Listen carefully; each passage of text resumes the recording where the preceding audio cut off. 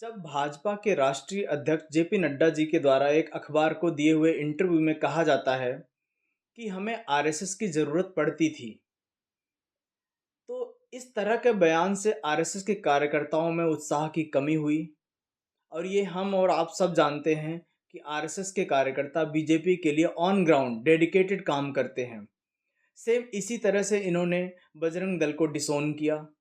ABVP के साथ भी सेम हुआ।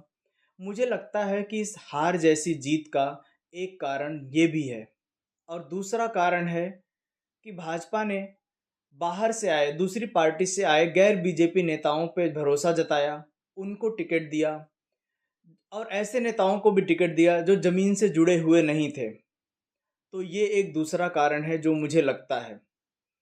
और मुझे जो भाजपा की इस हार का, एक तरह से हार ही कह लीजिए अगर भाजपा 272 से नीचे आ रही है, तो ये एनडीए की जीत है, पर भाजपा को अकेले दम पे बहुमत नहीं मिला है।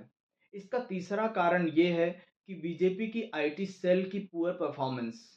आपने देखा होगा ध्रुव राठी जैसे लेफ्ट विंग के लोग और लेफ्टिस्टों ने जो भी इन्होंने प्रोपेगेंडा फैलाया, उसका बीजेपी आईटी सेल कहीं ना कहीं काउंटर करने में असफल रही।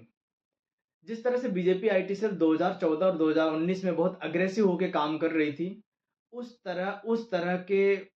तरह अभी इस बार के इलेक्शन में उनका काम नहीं दिखा। और जो चौथा रीजन है, वो ये है कि नेताओं में अति आत्मविश्वास। एक तरह से इससे मोदी जी की रैलियों पे सारी डिपेंडेंसी बढ़ गई। नेताओं ने ग्राउंड लेवल पे जो कैंडिडेट्स थे उन्होंने काम नहीं किया उस तरह से। कार्यकर्ताओं में भी थोड़ा उत्साह ज़्यादा था, लोगों को लग रहा था कि मोदी जी 400 के पार जा ही रहे हैं, तो हमें बहुत ज़्यादा काम करने की ज़रूरत नहीं है। और ये सेम चीज़ जो बीजेपी के कोर वोटर्स थे, उनको भी लगा कि हमारे ना वोट करने से गर्मी में हम बाहर नहीं निकलेंगे तो भी बीजेपी 400 पार तो जा ही रही है, तो हमारा बाहर निकलना इतना ज़रूरी नहीं है। तो मुझे लगता है ये कुछ बीजेपी की हार जैसी जीत के कारण है।